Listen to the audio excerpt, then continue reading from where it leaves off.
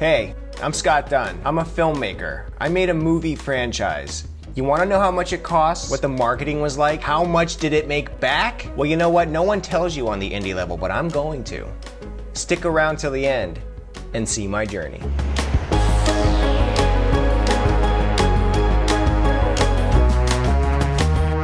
It's 2017, and Gina and I had just come back from a film festival for our first feature film, Schlep, and we were itching to make something else. After a few starts and stops, Mandao of the Dead was born, a supernatural comedy about a guy who uses astral projection to time travel. We had big ideas for this universe and thought we would try to build our following by turning our idea into a trilogy. The plan? Make 3 Mandao movies, go to notable film festivals, get a bunch of press to launch our career, get the films distributed by a reputable distribution company, host panels and screenings at big events, get rich and famous, and make big budget films. It was totally gonna happen. To make the film, I sold my car. Gina put several paychecks into the budget. Several of our family members generously donated to our film. By the end, we had $13,000 to make the movie. Our production was short and hectic. We filmed Mandao of the Dead in 10 days with a 4-person crew. We rented one house location, and the other 3 locations were free from cast, crew, and family members. We shot over 10 pages per day in order to complete the film. Post-production went like this. I took on editing and visual effects. My DP color corrected the film. And I hired someone else to do the sound mix. Once the film was complete, we were finally ready to submit the film to a plethora of film festivals. And we didn't get into any of them, so at this point we felt rejected. But I'll be honest with you, I love this movie. I do. I think it's charming. In present day, admittedly, I can see there are many faults with it. It's not perfect, but it does hold up, in my opinion, as a fun, cozy movie night. And in times like these, that means something. We ended up plopping our film on Amazon Prime and Vimeo On Demand. We figured that since we didn't get into any film festivals, our chances of getting a big-time distributor were non-existent. Several months passed, and Gina saw a blurb about the San Diego Comic-Con Film Festival. She submitted, even though I admittedly didn't want her to.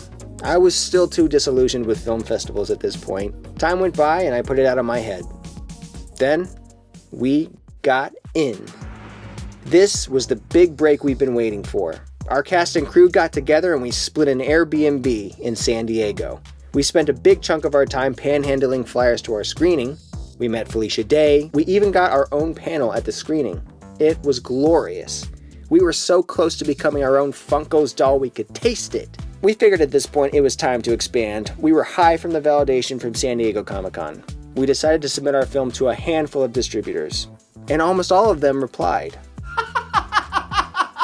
Nonetheless, we built our Twitter following to 10K, Facebook to 2K. We hired a publicist to do a 1-month campaign to get reviews and interviews. We ended up spending a total of $30,000 after marketing, payroll, and distribution costs. During production, we used up all $13,000, so we put the rest on credit cards, which I do not recommend that any of you do this. Let's get down to brass tacks here. How much money has Mandao of the Dead made to date? Total, $1,688.80 in 3 years out of a $30,000 budget. Ouch. If judged solely on monetary success, Mandao of the Dead is a complete and utter failure. However, we couldn't let it go just yet. Based on all the positive reviews from people who were watching the film, glowing film critic reviews, a growing social media following, the fact that we got into San Diego Comic-Con, LA Comic-Con, and even some fan art was sent our way, we thought we should try to make the sequel anyway. We knew we were onto something, but we just hadn't honed in on our audience yet.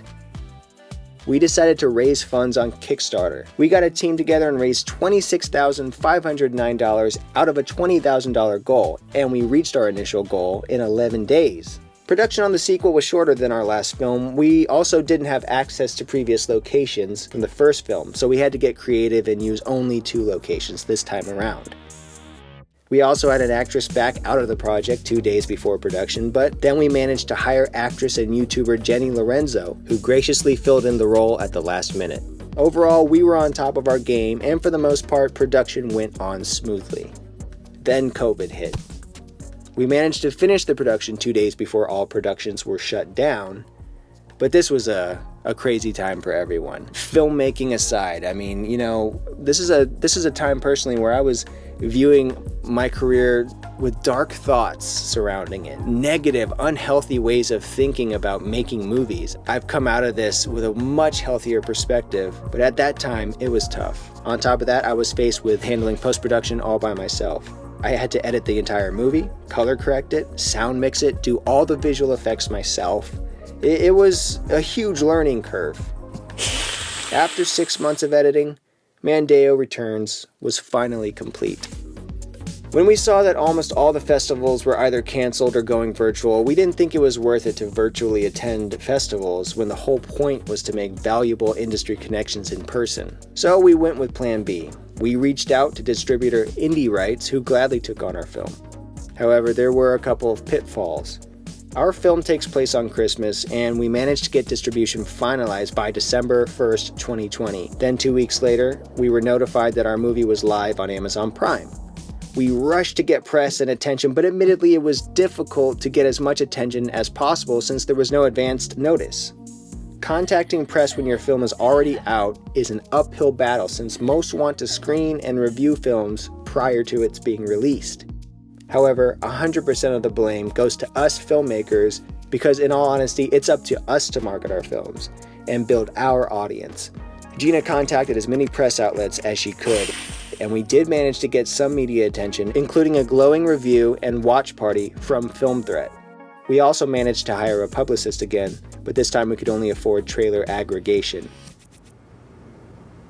It's Mandao of the Dead, a Halloween-fueled supernatural adventure where slacker Jay Mandao and his nephew-in-law Jackson travel back in time, stop a murder, and drink blood? Oh, mate. A genre-bending experience for all you ultra-cool nerds out there. Then, fasten your seatbelt for Mandao Returns. This time, Jay Mandao, Jackson, Cousin Andy, and Fur astral project back in time to save a B-movie star, but end up clashing with an evil Hollywood cult. Mandao of the Dead and Mandao Returns.